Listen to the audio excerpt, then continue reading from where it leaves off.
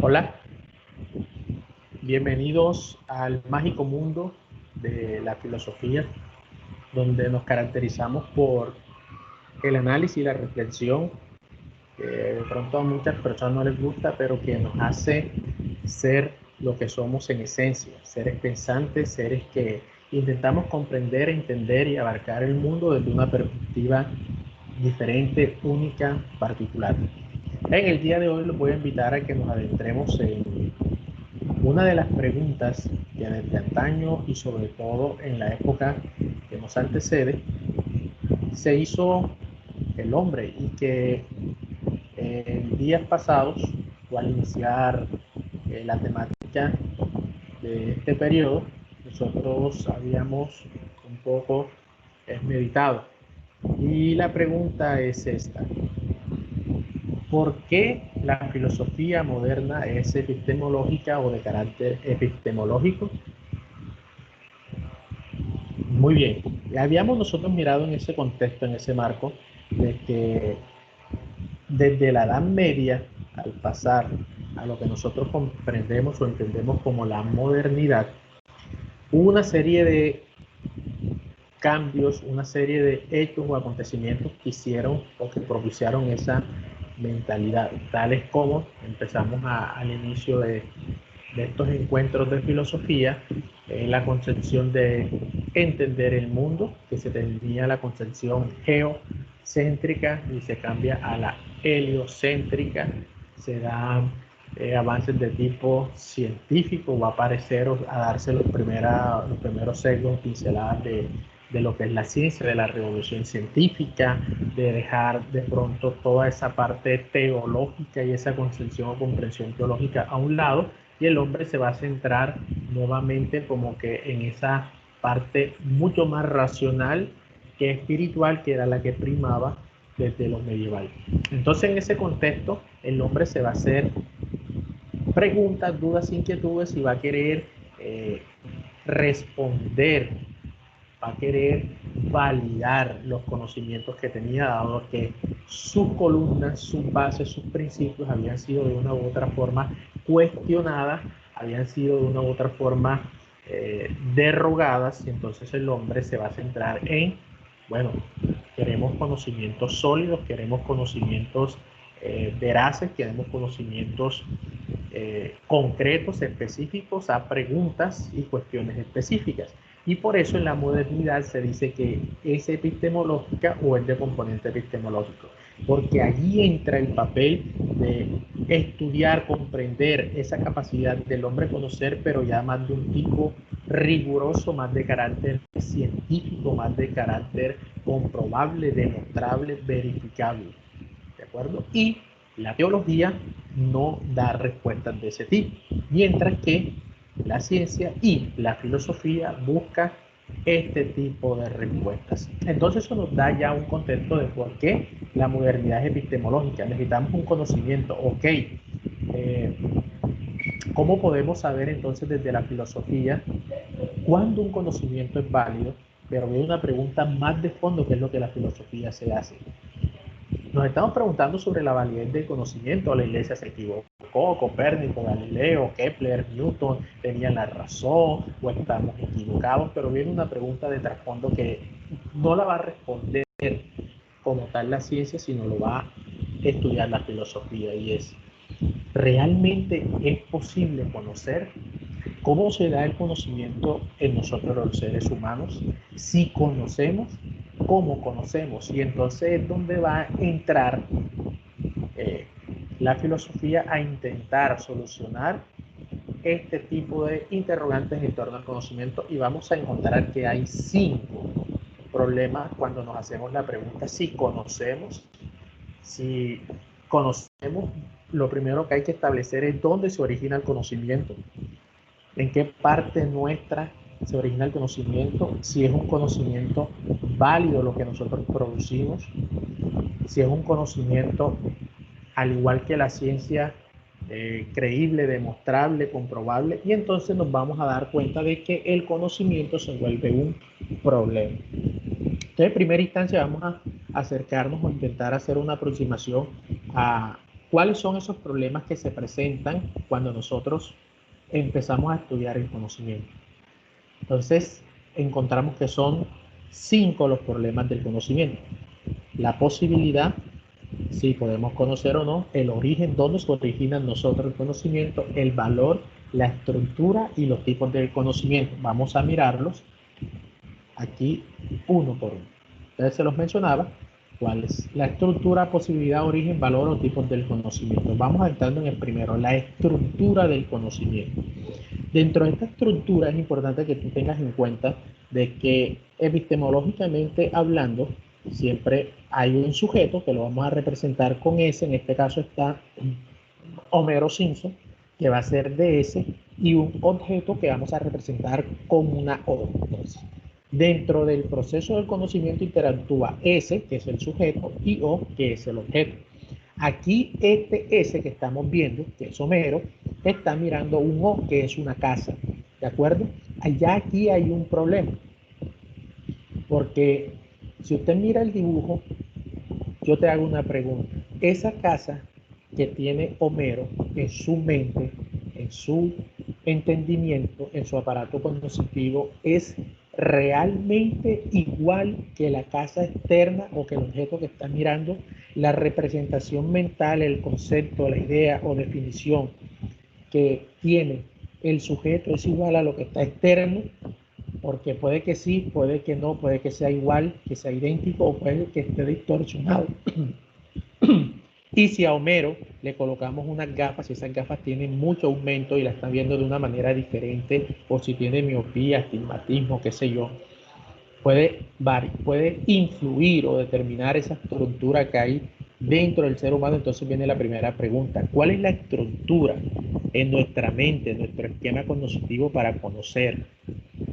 ¿Cómo se produce esa imagen y que esa imagen sea exactamente igual o lo más idéntica o que se aproxime lo más fiel al objeto que está externo? Ese es el problema de la estructura del conocimiento.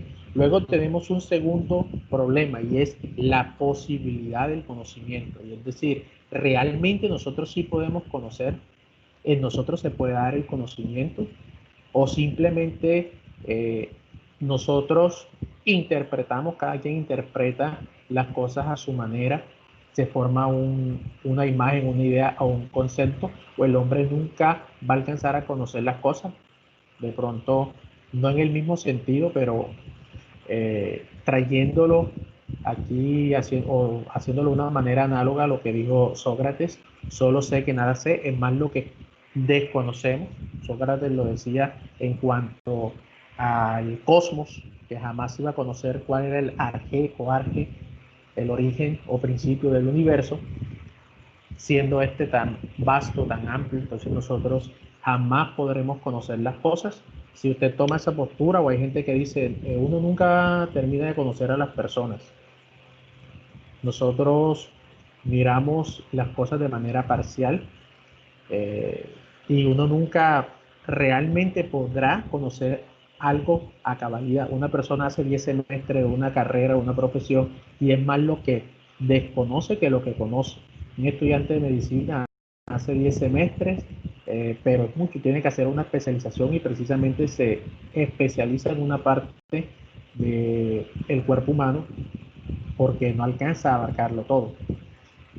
Los que toman esa postura se les conoce con el nombre de escépticos. El escepticismo es una postura dentro de la epistemología donde plantea de que no hay manera alguna de que el hombre pueda abarcar o conocer las cosas. Y sin embargo hay otro sector que dice que sí, que en el hombre se puede dar el conocimiento. Hay una total y completa confianza, absoluta confianza en las facultades de la razón y del entendimiento, las cuales plantean que sí se puede dar el conocimiento en el ser humano, y ese es el dogmatismo. Entonces preguntan en esta posibilidad del conocimiento: ¿es posible alcanzar un conocimiento total de la realidad? ¿Es limitado el conocimiento humano? ¿Tenemos ciertas limitaciones al momento de conocer? ¿Hasta dónde podemos alcanzar el conocimiento? ¿Es posible un conocimiento perfecto? Interesante preguntas. Si alguno la tiene, me las dice.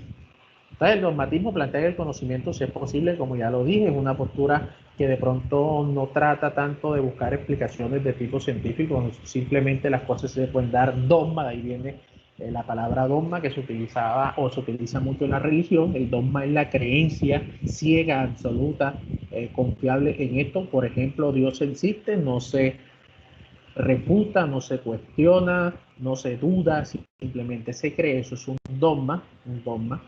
Y el escepticismo, el sujeto, nosotros no podemos aprender, y ese aprender va con H intermedia de abarcar, de tomar, de cognitivamente las cosas externas, en este caso, o que como ya lo dije al principio, es el objeto. Es imposible, en otras palabras, el conocimiento. Tercer problema del conocimiento, el origen del conocimiento. Y es un tema que de pronto algunos de los chicos que expusieron abarcaron inconscientemente, y es dónde se origina el conocimiento. Va a haber un grupo que dice que el conocimiento se origina en los sentidos y que no hay posibilidad alguna de que el conocimiento o de que un O se meta o se incruste en nuestra mente si no es por los sentidos. Y es el caso, por ejemplo, de los bebés. Es imposible que un bebé aprenda a decir mamá o agua o teta o tete si usted no se lo repite. Por ejemplo, esto que estoy mostrando aquí es un marcador. Para que un niño, para que usted sepa que esto es un marcador, se lo tienen que mostrar, se lo tienen que pronunciar, se lo tienen que señalar, es decir, marcador, marcador, hasta que usted aprende a decir, ver, interpretar o meter en su cabeza de que esto es un marcador. Igual la mamá con el niño, mamá, mamá, y el niño aprende a decir mamá. Entonces hay un grupo que se va a conocer con el nombre de empirista, trataré de abordarlo más adelante, lo que plantean los empiristas, pero a grosso modo dicen que es en los sentidos, es en el contacto, es empiria, viene de experiencia, y ahí es donde se da el conocimiento. Mientras que hay otro grupo que dice que es negativo, que el único conocimiento viable y fiable del que estamos buscando en la modernidad, un conocimiento no ingenuo, un conocimiento no dogmático, un conocimiento más estructurado y maduro, solo es posible a través de la razón. La razón establece juicios y conocimientos que solamente son creíbles, que son verosímiles, que son de un tipo epistemológico. Y ya posteriormente, al final de todo este tema, miraremos la posibilidad del origen ya como especie de una integración o de una conciliación entre empiristas y racionalistas. Lo miraremos con el señor Emmanuel Kant. El cuarto problema que se presenta cuando estudiamos el conocimiento es el universalismo y el relativismo. El relativismo plantea de que el conocimiento o la verdad de las cosas dependen de otros factores como la circunstancia, la posición de cada persona. Es como una vez yo en clase creo que coloqué un muñequito típico, una señora A, una señora B, en el medio hay un número, en este caso un círculo con una colita, y esta señora A lo va a mirar como un 6, esta señora B lo va a mirar como un 9, y cada una va a tener su posición. Y entonces se plantea de que el conocimiento es relativo, o que las cosas existen solo de la posición o dependiendo del punto de vista del ser humano. Si no está el ser humano, no existe. Es como, por ejemplo, el ejercicio que yo a veces coloco en clase de que si el ser humano deja de existir, lo demás también dejaría de existir, porque ¿para quién existiría? Mientras que el universalismo plantea lo contrario: existe una verdad absoluta, única, intemporal, independientemente de si nosotros estamos o no. Van a existir los objetos, es decir, si el ser humano se extingue, desaparece, los árboles, los ríos, el sol, la luna, el cómo va a seguir existiendo, porque tiene un valor absoluto, universal, no es creación del ser humano. Y por último, entonces ya serían los tipos del conocimiento, que ya sería de una forma idealista o realista, racionalismo o empirismo. El idealismo plantea que solo a través de la razón es posible ese conocimiento confiable verosímil, mientras que los realistas lo plantearán a través de los sentidos. Hasta aquí vimos el contexto del conocimiento de la epistemología en la modernidad, por qué surge, cuál es su finalidad y los problemas que se presentan cuando nos introducimos a pensar o analizar este tipo de cuestiones desde un ámbito epistemológico.